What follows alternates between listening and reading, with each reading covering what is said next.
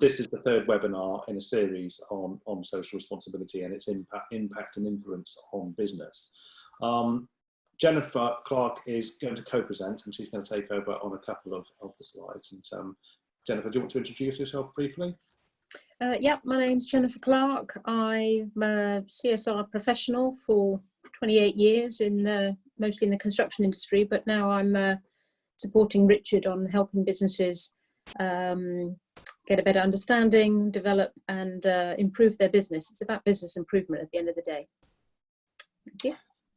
First, so the third presentation is social responsibility driving forward successful businesses. This comes on the back of the previous two. The first one was looking at the new landscape, the new normal, what the future of work might look like. And the second one looked at the challenges facing businesses in terms of flexible working, travelling, mental health and well-being, infrastructure, investment, and so on and so forth. So this kind of picks up from that. And the first thing really was kind of talking about investing in financial and social value, and how that is a win-win for business and society. There is no downside to how social responsibility can actually impact on the long-term profitability and sustainability of a business. So I'm going to read from my notes. Each of these presentations have been written specifically for this series. So that they are, this is the first time we've actually delivered this one. So I'm going to refer to my notes. That's okay. So a structured CSR program is the practical step developed out of an organisation's set of meanings, beliefs and values, namely its culture. This sets out that an organisation's ethical responsibility for its operational impact on society is integrated into the culture, and so a CSR culture is born and defined as shared meaning, belief and values, underpinned by the notion of the business's own sustainability. It is a powerful force that gives meaning to people's lives, reduces uncertainty and creates stability, but it's also the determinant of success or failure of an organisation. There is now an increasing recognition that a structured CSR programme can be used as a source of competitive advantage through good corporate governance, effective execution of the innovative social projects and ethical management. In order to maximise this potential, it is essential for organisations to smartly communicate their CSR efforts, i.e. their culture, the things that make them a caring company and different from other competitors, to ensure that consumers view them as driven by intrinsic, genuine, rather than extrinsic profit-led motivations. There is no doubt about the impact of CSR on profitability for an organisation.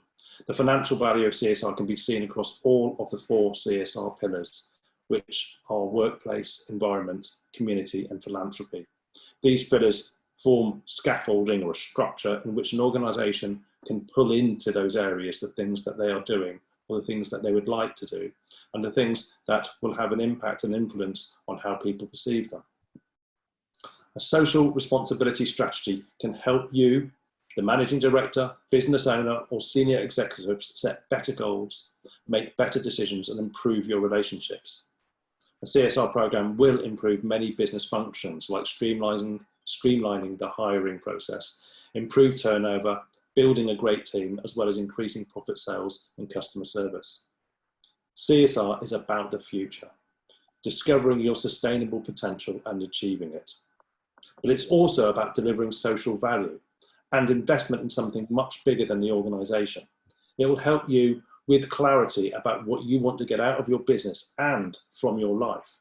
It becomes a roadmap for delivering greater purpose and value to all stakeholders. By caring about the workforce, the environment, and supporting charities and community projects, a business can dramatically improve its reputation, brand visibility, customer and staff loyalty, and provide long-term sustainability. Interestingly enough, last year, one of the US's most powerful business groups has abandoned the shareholder first idea that has driven capitalism for decades. The Business Roundtable said the pursuit of shareholder interest is no longer the central purpose of corporate America. Companies should focus on social responsibilities as well as profits. It is widely accepted today that organisations have a relationship within the communities in which they operate. This relationship should be based on community engagement and involvement to promote and contribute to community development and the environment. Community involvement, either individually or through associations seeking to enhance the public good, helps to strengthen civil society. An organisation's contribution to community development can help to promote higher levels of mental health and well-being in the community and in the workplace. For example, the way you engage with local schools and careers, how you can introduce apprenticeships and work placements into your business. And how you can engage your staff with local community projects by giving them volunteering time and the opportunity to support causes that they are very passionate about. I'm going to hand over to Jennifer now for slide 2. Okay, thanks, Richard. I'm going to talk about a change in mindset because that's really where everything starts. COVID-19 has really forced us all to think long and hard about our businesses and changed our mindset already to some extent. The pandemic has actually reintroduced us to a more authentic normal, one in which we have a stronger sense of community and social responsibility. We see lots of incredible stories on the news of people doing great deeds. It feels like we lost sight of some of those values and we are now beginning to see them again. Some examples are like checking on a neighbour, getting some shopping in for an elderly person, volunteering at local food banks or places that need it, making face masks for the NHS, clapping out in the street. I've met neighbours that I've lived next to for 10 years that I've never spoken to, and through the clapping we've now really become friends. Since February, the world has changed dramatically and the focus on social responsibility has become far more important. We are already witnessing some incredible acts of kindness, support for struggling businesses, charities and individuals, as well as with positive business practices. An example of some small businesses and farmers markets local to me and some of the other CSRA team are actually booming in business because they've been nimble and adapted to what their customers need right now. This service to the local community in time of need will be long remembered after lockdown has finished, and will serve them well for business as a result. Consumers and stakeholders will expect increased social value from businesses they are engaged with. Over the past few years, employers have recognised their workforce's need for both care and purpose, and in light of recent events, this is more important now than ever before. It's likely that when we return to the office, businesses will have both the opportunity and the desire to rethink their approach to well-being and culture. The CEO of Twitter recently announced that any staff that wishes to work from home after this pandemic can do so. KPMG in London have also released one floor of their offices in anticipation that not all the workforce will come back and some will work from home. So already they're making instant financial savings in the process. 60% of organisations were seeing an increase in mental health conditions before COVID, but only 1 in 10 organisations had a mental health strategy. So if you don't have a mental health strategy for both you and your business, then now is the time to consider it. After all, you are nothing without your people working on all cylinders. I was actually on a webinar the other day, and they said that when a business buys a truck, it goes into the accounts as an asset, but when they employ the driver, it goes into the accounts as a cost. That seems to be maybe a little bit the wrong way around now. Customers want to trust organisations they engage with. Employees want to work for value-driven employers, and investors want to know that a company is addressing its ethical responsibilities. Just on a personal note, I have shares with 100% ethical investments, always have done, and they have outstripped the normal aggregated share options every single time. So I think investing in ethical companies and ethical businesses are becoming a lot more profitable. A recent study of millennials by American Express also found that in the US, 68% want to make a positive difference to the world, and 81% believe that a successful business needs to have a genuine purpose. By focusing on the values and culture of a business, the profits will come. But by focusing solely on the profits, the values do not necessarily come. In fact, focusing hard on profit can actually promote the wrong behaviours and the wrong values. Next slide, please.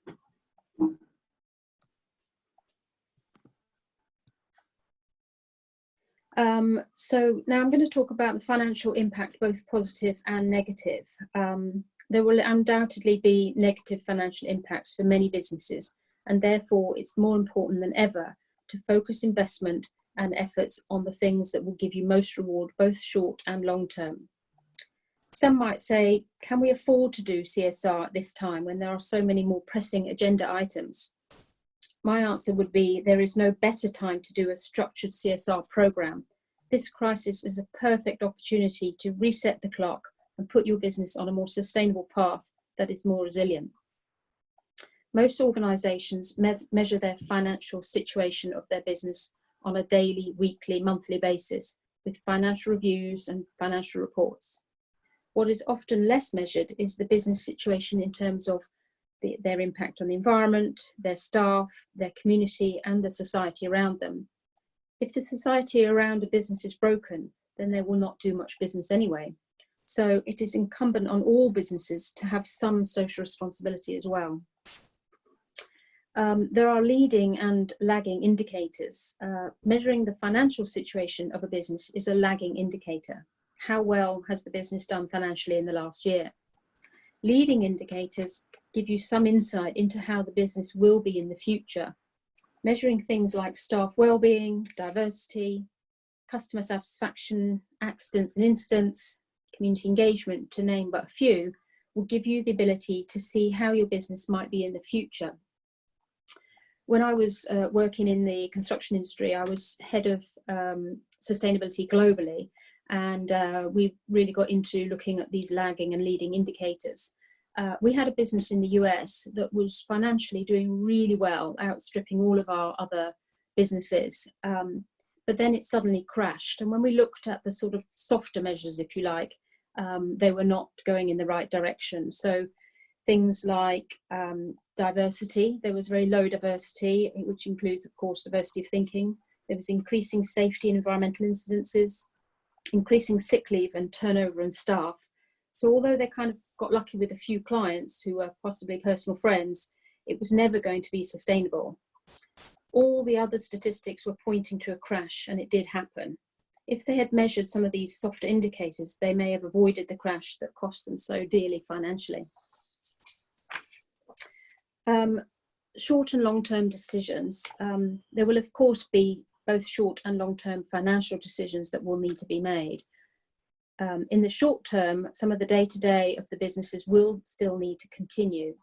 A strong leader will be able to carry on the essentials, and this includes spending in the short term when maybe all your instincts may be saying stop spending. The business will need to decide what needs to be stopped, adapted or changed altogether, and decide quickly. For the long term, business leaders and their senior staff teams will need to review new emerging trends, have time to discuss and reflect on the potential impacts and opportunities of the business, maybe using pestle and SWOT analysis to review the business under the new conditions. Some leaders tend to need lots of information before really making a decision, but unfortunately in a crisis situation, information can be sketchy, it can be unreliable and forever changing. So a strong leader needs to make decisions now, even based on not such great information. Staff will be need to engaged as well and be informed to bring them along the journey, to be able to understand should any financial cuts made impact on them. There'll also be a need for you to review your business plan, either maybe create a 2020 plan to run alongside your usual 3 to 5 year plan and refer between the two, because it's not business as usual, but also don't throw out the old plan, because there's probably some essential things in there too. Alternatively, you could write 2 business plans, a worst case scenario and a best case scenario, and the truth will probably lie somewhere in between the two. Richard. Yeah, and just touching on that, I mean, in terms of the second slide around the game changer and also some of that business planning, I was chatting to a business leader yesterday on a Zoom call who was talking about their business, and they had done an internal survey with their staff, about 100 staff. One of the questions was a 1 to 5 question. 1, you know, are you desperate to get back to work, back to the office? and number 5 being, are you happy working from home? And the 2% selected 1, so 2% were very keen to get back in the office. 83% selected 5, that they were happy to work at home. And of course, in future business planning, then you have to look at how you then build that infrastructure, because it is a responsibility of businesses to ensure that home office working is properly equipped, that the training's in place and the health and safety is in place. And these are all kind of social responsibility values. So I think, the new way in which we will work will involve a lot of our thinking and investment to make sure it works well. So also this reputational management, as Jennifer mentioned earlier on, there have been incredible acts of kindness, but also positive business practices. Companies often favour suppliers who have responsible policies, since this can reflect on how their customers see them. Some customers don't just prefer to deal with responsible companies, they actually insist on it. And there's a lot of evidence to suggest that people are changing brand loyalties to businesses that are delivering on the values that the consumers are passionate about, especially when it comes to environment. A corporation's public image is at the mercy of its social responsibility programs. Remember, consumers feel good shopping at institutions that help the community. Clean up your public image and broadcast it to the world. Acts of kindness are making a big difference. In a recent poll carried out by YouGov for Mental Health Foundation, found more than 6 in 10 of us feel anxious or worried because of coronavirus. While it's undoubtedly a worrying time for everyone, it's not all bad news. Many individuals and companies have shown amazing acts of kindness by going above and beyond in their effort to help the ongoing pandemic. Caring and acts of kindness are not just nice things to do. This is a key trend, showing customers that you care like a friend. Be that through face-to-face interaction or sharing through positive stories on social media. It is a trend that, when it becomes a habit, will be something your business will be remembered for. I think it's kind of nice to think that actually these new things that we're doing now, these areas that perhaps put us outside our comfort zones, will become normal things that we'll take as a normal part of our business practice. Supporting a cause that aligns with your expertise can be both a win for community partners and the organisation, with new customer visibility and revenue streams. By supporting charities and community projects, you benefit from their audience engagement as well. By sharing the stories and the impacts around what you've been able to help those organisations with. And kind gestures are an important force in the way we conduct our personal and professional lives. It builds trust, loyalty, and improves the reputation of your business. According to a recent US study, 87% of customers would purchase a product based on a company supporting a social or environmental issue that the consumer cares about. Consumers are literally rewarding social responsibility companies through brand loyalty, making donations to charities, company support, and purchasing products that provide a social benefit. So I think, from the point of view of providing, general acts of kindness and support, that's one thing, but also to look at positive business practices to make sure that you behave responsibly in delivering the core business and actually adapting that business. So we've seen many companies and engineering companies who have adapted to building ventilators or kitting out PPE for front key line workers. So it's taking their business model and being able to adapt it to do something positive with it. And it is about getting trust. So, you cannot afford to get it wrong. You need to act with integrity and you need to be authentic. There have been examples in the recent 6 to 7 weeks of big corporate companies who have like Sports Direct, for example, and Branson, who have behaved in a way that seems, quite selfish and narrow-minded and doesn't come across in a way that makes them look good in the eye of the consumer. I think, Richard, just to interrupt there with Richard Branson, I think there's been something like 11,000 signatures online to have his knighthood removed. That's how, damaging that will be to his reputation when he asked for his staff to be furloughed. So that sort of thing sticks in the memory a long time. And it's amazing how we're in a culture now where acts like that are very, very quickly reported, and organisations, have a choice to either do something about it, or because you had a situation with Beckham where she wanted to furlough all our staff, and I think there was a big outcry for it. She very quickly reverted and changed her attitude towards that. And I think she was responding to that kind of public, response to people who are, in privileged positions and have a lot of money and can afford to look after their business without having to rely on the state to do it, allowing the state then to look after those businesses that are genuinely struggling.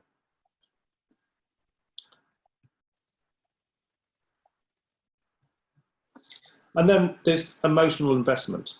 This is about enriching the quality of our lives. And I think this is something that's kind of new. It's not new in the sense that people haven't been doing this in the past, but people don't talk about it, and people don't necessarily think it as an important part of their business. Jennifer mentioned earlier about buying the truck being an asset, but the driver being a cost. Well, actually the driver is part of that emotional investment.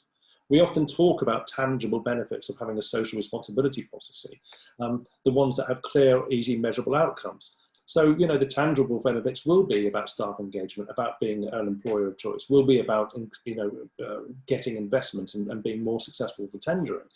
What about those intangible benefits? Social responsibility is a powerful emotional investment that has a positive impact on all stakeholders. It makes us feel good because it is about something good. And at the bottom, the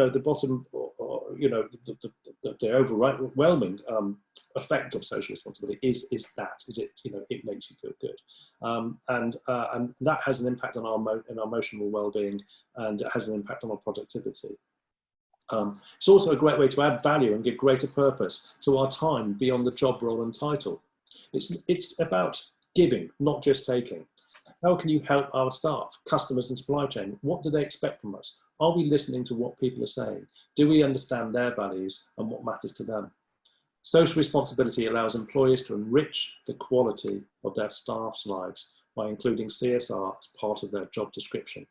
You can develop CSR initiatives that make your employees proud. Use a CSR strategy to protect and grow your biggest asset, your employees. The impact we make by supporting staff, looking after the environment and supporting community projects and charities make us proud and happy, which has a positive impact on our mental health and well-being, productivity and engagement. After all, the common good is our good.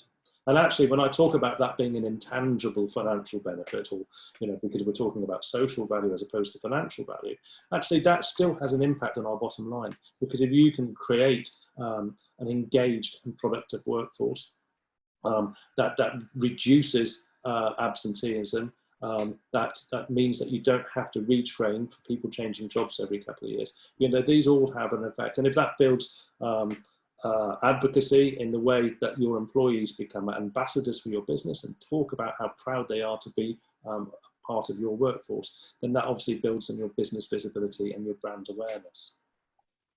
And I think, touching on that, this is all about generating positive narrative. Social responsibility delivers incredibly good positive storytelling.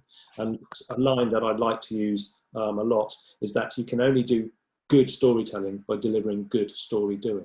So it's important that you talk about and evidence the impact of the work that you're doing against those 4 pillars, social responsibility 4 pillars. Stakeholder engagement and staff retention, a happy and productive workforce. So a nice lead on. Using CSR can help you engage with your customers in new ways, since the message is about something good. It can often be an easier way to talk to your customers. If a customer likes the company, he or she will buy more products or service and will be less willing to change to another brand. Businesses improve their public image by supporting charities and community projects through monetary donations, volunteerism, in-kind donations, and strong partnerships. By publicising their efforts, companies increase their chances of becoming favourable in the eyes of consumers. According to another recent US study, 87% of customers would purchase a product based on a company supporting those local environments, projects and social responsibility activities. So it's not just about external engagement either. It's about how CSR also boosts employee engagement. Employees like working for a company that has a good public image and is constantly in the media for positive reasons. Employees want to feel proud of the organisation they work for. An employee with a positive attitude towards the company is less likely to look for a job elsewhere. You can create an inclusive programme of CSR activities that staff can engage with and feel proud of. Happy employees always equal better output. Nearly 60% of employees who are proud of their company's social responsibility are engaged in their jobs. and 87% of employees now expect their employer to support them in balancing their work and personal commitments. Providing the right support is not a luxury, it is now a necessity. And some businesses are taking this a step far further, encouraging their people to take on skills-based placements which benefit both the employees and those they're helping. By giving employees the opportunity to give something back, employees have found a new way to give their people purpose outside of their jobs, and it's certainly a worthwhile endeavour. 89% of volunteers reported increased job satisfaction, and 87% of volunteers reported greater pride in their company. So the benefits, the financial benefits, will be found in building a highly productive and engaged workforce. And we can see examples of this now emerging, not just in the big corporates. John Lewis, for example, their local stores have a policy in which they give all members of their staff the opportunity to work in their community. And not only that, they will actually pay for one member of their staff to work for a charitable project for up to 6 months. And that could be from IT through to lighting, you know, if it's in setting out stores, charity shops. But we are starting to see smaller organisations who are beginning to build permanent relationships with charitable projects and community projects. A good example is around social isolation, and how one organisation we know of is allowing every member of its staff 1 hour a week to spend time with somebody over the age of 75 who is living in social isolation and working with a charity to support it. And as I've said, recruitment, greater ability to attract talent and become an employer of choice. Being a responsible, sustainable business may make it easier to recruit new employees as well as retain existing ones. There appears to be a change in mindset from those seeking employment for the first time. This may be about underpinning value for business, engaging with the next generation from a CSR perspective. Bucks New University indicated that over 70% of students actively look for an organisation's CSR policy before accepting a job or applying for a job. Furthermore, that the careers platform showed for the first time that the average student would rather explore work in the public or charitable sector rather than banking or law. That survey said that 5 years ago, students were looking for top jobs in law and financial companies. At the end of last year, the same survey conducted showed that those students were now looking for jobs in the third and public sector. In other words, organisations that were delivering purpose and value above a job title and a wage. So in other words, an organisation that delivers social value. This is about lining up your values with those of the next generation. The 2015 Nelson Global Sustainability Report indicated that globally, 66% of consumers are willing to spend more on products if it comes from a sustainable brand. Having said that, millennials gave an even more showing, with 73% surveyed indicating a similar preference. Additionally, 81% of millennials expect their favourite companies to make public declarations of their CSR.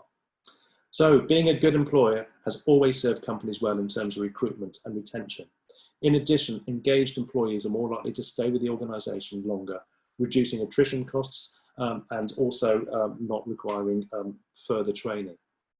These initiatives can range from paid time off for volunteering to company-wide CSR initiatives that encourage team building through community or charitable involvement. 76% of millennials consider an organisation's social and environmental commitments when deciding where to work, and 64% would not take up a job if a potential employer didn't have a strong corporate social responsibility practices in place. So you can see that actually this is such an important way of engaging staff and allowing those staff to enrich the quality of their lives by giving them the opportunity to work and volunteer.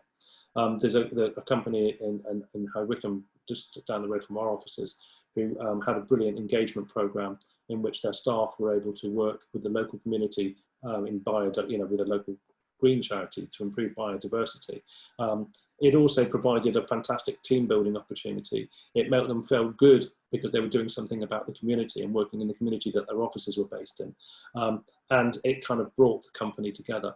Moreover, when talking to the chief exec of that business, he said that their investment in social responsibility, the return on that investment was significantly more than the time and money that they invested in delivering social responsibility. So it's about effectively building that social stock exchange. Operational costs are obvious because if you deliver environmental initiatives within your organisation, like energy saving, converting to LED lights, but even things like cycle to work schemes, waste management, recycling, you can have clear reductions on landfill tax, on electricity bills, on utility bills. But also it's easier to access capital. Investors are more likely to back a reputable business. Investors who are pouring money into companies want to know that their funds are being used properly. Not only does this mean that corporations must have sound business plans and budgets, but it also means they should have a strong sense of corporate social responsibility. Investors care about corporate social responsibility, and so should companies. According to the London Stock Exchange, investors now routinely analyse information on their CSR ESG performance, ESG being environmental, social and governance, alongside other financial and strategic information in order to gain a better understanding of a company's future prospects. 60% of assets managed for the EU investors incorporate sustainable investment strategies. Richard, if I can just give an example there, when the carbon scandal happened with VW, a lot of investors then suddenly started to ask construction companies where I was, but many others, well, what are you doing about carbon? Are you reducing it and can you prove it? So I think investors are definitely engaging more on the ESG agenda for sure. And I think they start with environmental issues and then ethical, but they are getting onto the social questions as well. Absolutely, and I think, and again, driven from our Doing Good is Good business presentations, we know from the kind of blue planet tipping point that consumers are now demanding that kind of behaviour from organisations in a way that they never have done before. And being able to measure it, impact report it, and talk about it will show consumers and customers and you know, end users, you know, that you are contributing to building a better world for us to live in, and you know, and I think that's where you get that built, that loyalty. VW, interestingly enough, they try to cover up the emissions of their emission fiddling by trying to deliver CSR. So you know, you will see in some cases that social responsibility can be used by certain big companies as a kind of whitewash and a box ticking exercise. It is important from our point of view that anything you do is authentic and is measured and is evidenced and impact reported, and that information can then be used to develop social impact reporting, which I think might become as important as your reporting accounts. I think it's, you probably don't mind me saying, Richard, that we had a company that came through the accreditation, and the chief exec said, you know, when I first said we would do this, he said, I have to admit it was a bit of a box ticking exercise. I thought, oh, it might be all right to do. He said, but when he saw the engagement from his own staff, and then when he really got into the nitty gritty, he realised how essential it was to his business strategy, not just a nice to have. And he quite openly admitted that. It was a local solicitor firm, I think. Yeah, there was. We had a similar example with an IT company over in Buckinghamshire, whose chief exec, his boss, managing director, said, "I really want to do this. Could I care about it? I'm not entirely sure my staff do, but you know, we'll have our morning meetings and we'll see what engagement we get." And when I bumped into her a few weeks later, she talked about the fact that her entire staff were 100% behind her, and actually didn't see it as a distraction from their jobs. Actually, it was really adding significant value and kind of a sense of, you know, wanting to be part of the movement, something that was important to their staff. And after they became accredited, you know, they had not only had they talked about the things that they were already doing, but they started to implement new practices that they hadn't even thought about. So you know, there is a passion for it. And talking of that measuring impact, of course, it is important to develop the communication channels to make the most of your CSR efforts and publish a CSR annual report and make it available to all audiences. That doesn't have to be a huge annual report. It's just something that can say, look, this is what we're doing, and we're measuring the success of that so we can see how it's improving month after month. By taking a strategic approach, organisations can determine what activities they have the resources to devote to being socially responsible. So it's important that when you look at your business, and I'll say I think social responsibility is an important pillar within a business strategy, but you've got to make sure that you don't overreach or set goals that aren't achievable. So, you know, look at your organisation. What capacity have you got for social responsibility? How can it be led within the organisation? And how can you show the impacts that it has both financially and socially? By planning out CSR as part of an organisation's overall plan, organisations can ensure that profits and increasing shareholder value don't overshadow the need to behave ethically to their stakeholders. Using the CSR 4 pillars matrix, you can easily begin to identify CSR activity that can be measured. By cross-checking against the clear business benefits and impact, you'll be able to start benchmarking results that can be used to measure continued development for CSR impact reporting.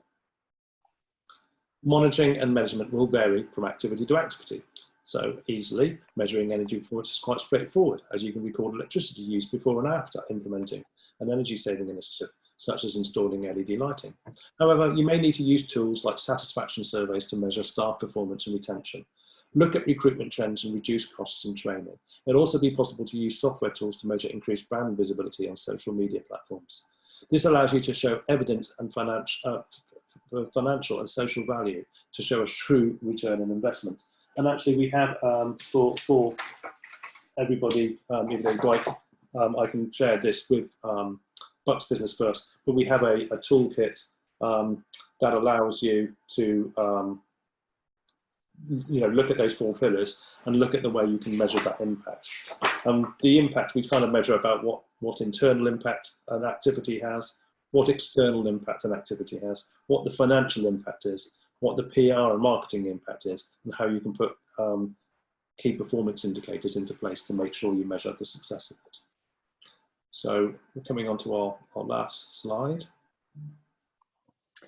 Yeah, in our experience, and we've helped quite a lot of companies, SMEs and charities, but many of the organisations we find are actually already doing a lot of great things, but they don't always value it as much as their financial contributions. Getting the small things right can really instill pride and a strong culture within an organisation.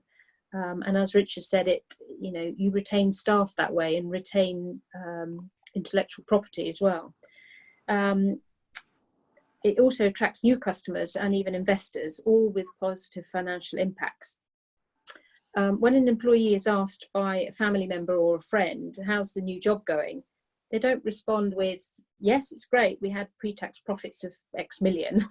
They respond with things like, my boss is great, or the company lets me work from home sometimes, which really helps with my childcare, or the company has a volunteer day policy, and this year we helped a charity and it was really great fun. These are the sort of things that people measure a company by. We have highlighted the benefits to your business of a more socially responsible approach and areas to consider to improve your business. This can be done through your own reviews or through a structured CSR program and accreditation that we can help you with if you wish. So I hope you can see that everything we have discussed does count towards an organisation's CSR commitment. Each CSR pillar is designed to help you audit, benchmark, improve and impact report in areas such as energy, travel, health and wellbeing, community engagement and supporting charities. This then forms the basis of an ongoing social responsibility policy, which will help you face and meet the challenges ahead. So in summary, it's not just an investment in your business, but in your staff, helping to enrich the quality of their lives with purpose and value. You will see a significant return on investment through improved reputation, engagement, and a productive workforce, becoming an employer of choice, successful investment, and tendering and consumer loyalty. Social responsibility makes us feel good because the message is about something good. It's good for our mental health and well-being, and it's good. It gives you a kind of moral satisfaction that you're doing the right thing. Obviously, I just want to finish off by saying that all the organisations that are delivering on their social responsibility can become accredited. We have the opportunity to look at what you're doing and an independent assessment panel of individuals who can then award you an accreditation. So it's not you telling people what you're doing, it's the fact that we've had a look at how you're working and what you're doing against those 4 pillars, and then we can reward that by delivering an accreditation mark that you can use as a badge of honour and to show that you are delivering a legacy for good. So we hope this webinar has been thought-provoking and helps you and your business become more resilient to not only this crisis, but to future ones as well. Not being negative there, but we have, whether it's financial crisis or we will always have challenges. And I think social responsibility is a great way to build that resilience for future success. I'd love to have any questions if there are any.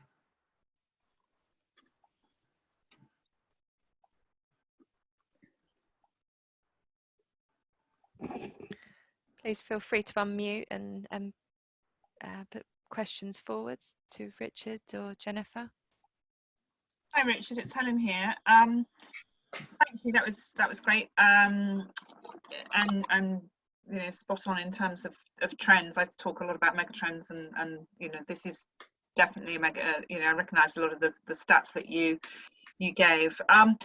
One question, I guess, is do you think that there is one angle of CSR that is more important than others? I mean, you know, obviously environmental impact springs to mind, but you know, do you think there's organisations should start in any particular way or place, or is it just a question of audit what you're doing at the moment and then take it from there?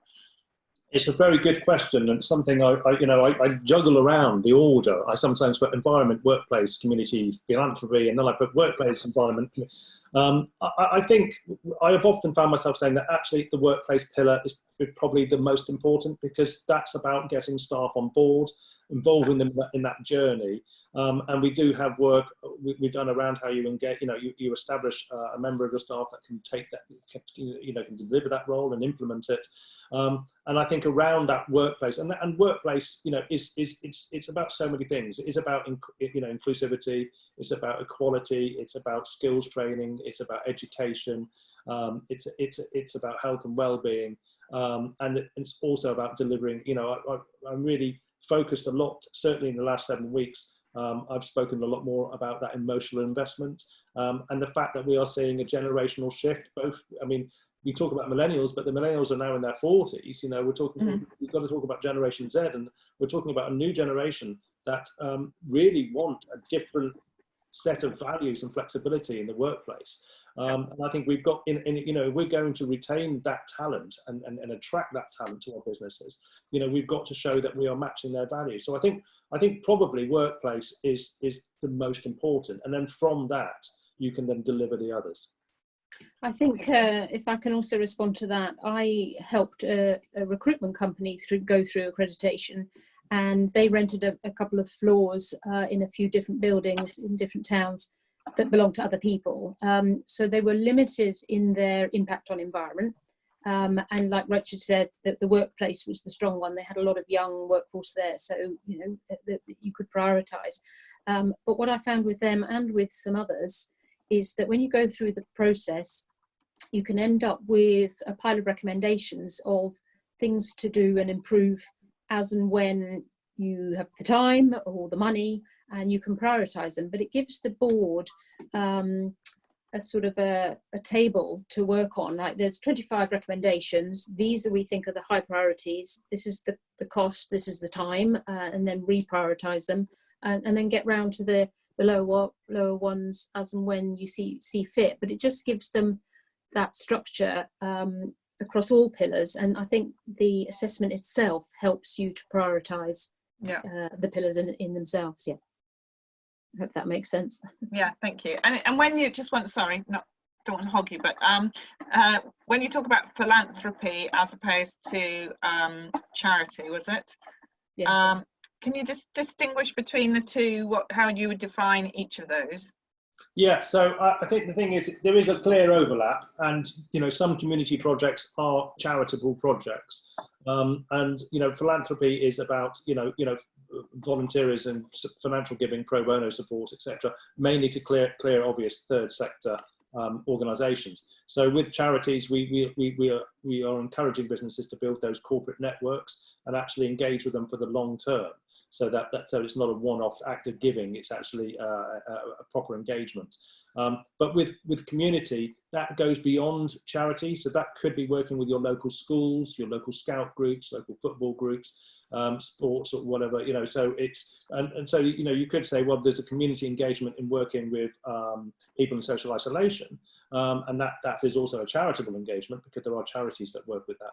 But then actually, if you're going into your local school and supporting careers fairs and looking at getting people to come in for work placements, then that's a kind of different sort of community engagement. Okay, thanks.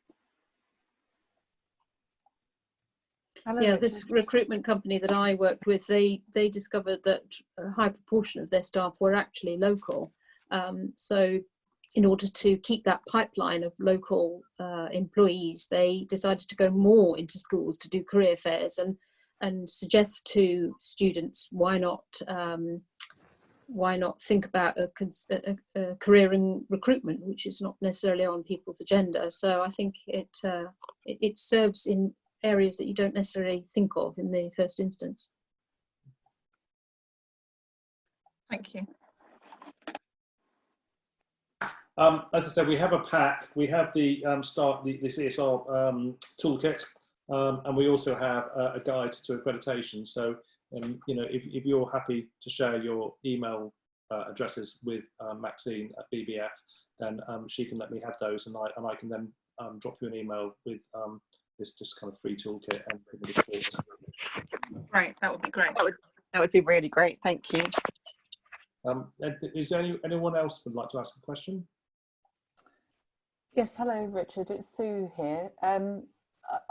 There's a phrase, we measure what matters, or something around that, and my background is financial reporting, and I'm just wondering whether in years to come, if financial reporting standards include a requirement to report on sustainability or social mission and impacts, would that hinder or would that help this movement, do you think? It absolutely helps. I think we've already seen that. If you look at people, larger companies that deliver their report and accounts, those report and accounts are increasingly now including social value as well as financial value. And I think we're going to see a shift. There is already a growing awareness around social impact report writing. And I think that's because a lot of the organisations we talk to, and I think this is becoming a common thing now, that social responsibility is the new marketing. It is the new kind of business consultation. And I think, an organisation that delivers a social impact report is almost delivering that as a brochure to promote their business, not only to their internal audience, their staff and their board of directors, but also to that external audience as well. So I think there is a marriage between the two, and I think you can show better financial performance on the bottom line by delivering better social value. So that I think they are definitely connected. And I wouldn't be so. There was a brilliant documentary on Carnegie last year. I think it was the 100th birthday of Carnegie, and the conclusion to that documentary was the fact that actually social impact report writing may actually become a kind of a legal requirement at some point in the future. I would totally agree with that. I think if the financial fraternity included some of these measures in their regular reporting, it would help, because the financial teams, they have the clout, the respect, the systems already in place. The CFO is usually sort of number 2 of a business, so they already have that gravitas, if you like. So to definitely include these measures in that report, as long as it doesn't get lost or it's sort of at the back, but given equal footing and equal value, I think that's the way to go. And initially, we start reporting these things maybe not that well. They're not easy to measure, but are they up or down from the last time? And like you said, what gets measured gets managed, or I like your version, what you measure is what matters. But I think, start reporting it badly, if you like, first, and then hone the quality of the data, because it's not necessarily always easy to measure some of these things, but got to start somewhere. And there are people kind of looking for that financial value. So, for example, Costa said last year that their biggest asset is obviously their staff. They take CSR really, really responsibly, because that social responsibility retains their staff. So if you're training, a barista user, and you've got to train that person every 2 months, then that's a huge cost. And I think Costa said that's their biggest outgoing, is having to retrain people. If they can keep staff for 2 years, they make a significant training. So they do see that, they see this as an investment, and therefore, if you can financially equate what that value is, then that's going to make people realise just how important and valuable social responsibility is. Helen, do you see them starting to report this way already, or not yet?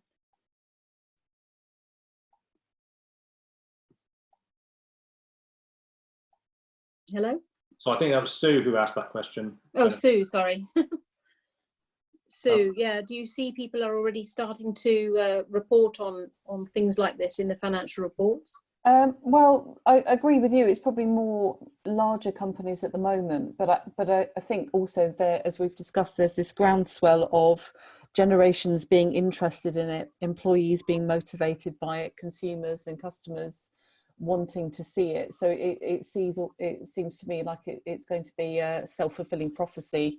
My only concern is that when something does become a reporting requirement, it can then become quite onerous and kind of beat the heart out of, or the soul out of, the original intention. So it is definitely a balance. I think possibly a marriage of, you know, what people want and also bringing in some kind of light or soft regulation to ensure that it happens. And also to drive the, you know, in our toolkit, we talk about that internal, if you look at something like recycling, for example, you can say, well, what is the internal impact? And that internal impact may be staff engagement, it may be leadership, it may be education, it may be a reduction of waste within the organisation. And then you look at that external impact. Again, that is about demonstrating good governance. It's about demonstrating a concern around the environment and reducing landfill. But then the financial benefit is, you know, obviously in retention, but it's also in reduced landfill tax. So there is clear benefits in that as a business. And then you look at the PR part, and this becomes incredibly cheap marketing because you have good stories to tell. So if you measure an impact, report it, and you talk from month to month, and that's just one example. So in that environmental pillar, you could be talking about LED lights, you could be talking about cycle to work schemes, car sharing, you could be talking about all sorts. And what we're looking at now with this new way to work is home working is going to provide a whole load of new data around the reduced commute, the Clean Air Act, you know, and actually Jennifer mentioned, you know, okay, so we may be reducing the electricity and energy performance of businesses in their offices, but you might increase your home use of energy performance. And how do we measure that out? What's the balance around that? So I think, you know, we'd like to think that there's an easy structure that you can use against everything, whether it's apprenticeships through to mental health and well-being, through to supporting a local charity, how you can impact measure against that internal, external and marketing outputs.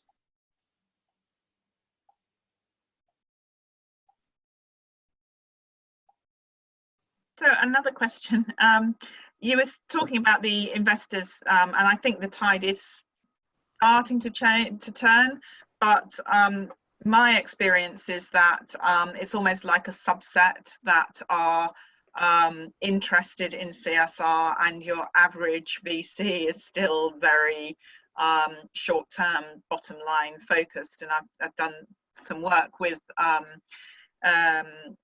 you know, some organisations that are sort of social enterprises, and they did not find it easy to get funding, and this is only sort of a year ago. So what's your thoughts? How much of the you know, how strong is it? I know there are signs and there are sort of little green shoots, but my experience is that it's not quite as rosy a picture as maybe we'd like to think. Would that be fair? I think it is, yes, but I think it's changing rapidly. So we did some work with a chap who's involved with the IOD, and he was talking about a fault line that you get in the kind of boardroom. So it's a generational fault line. So, you know, most board directors of companies tend to be in retirement or post-retirement, and the fault line was that kind of those over 65, 70. You know, have a very kind of old school attitude towards what a business should do. It's all about making money for the shareholders, and that's it. And so you come to work, you do your job, you get paid, and you go home, and you make money for us. And that attitude is, you know, prevalent amongst that group. But where that fault line was beginning to be seen was that on the other side of that, where the under 60-year-olds, again, I'm talking about boardroom directors, not anyone else. Who are now saying, well, actually, no, we are seeing that this is about how we're going to build long-term sustainability and profitability for our business. We can't afford not to do this, because if we don't do this, we won't be in business in 5 years' time. And we've got brilliant cases of people who are changing their entire business models because they recognise that this is about their long-term sustainability. A good example, you've probably seen him speak. He's a very good speaker. Is Will King from King of Shades, who's got an 18-year-old who's basically said, "Dad, look, you've got to change the way your business works because I don't want you to be the guy who's killing the dolphins, because of the plastics that are used in his products." And he's now gone, right, okay, no, I don't want to be the guy who does that either. So he's now changed his entire manufacturing process to zero carbon and to zero plastic. But in doing that, he's reinvigorated his business. He's made his business more relevant, and his brand has just shot through the roof. So I think the thing is that people are watching that.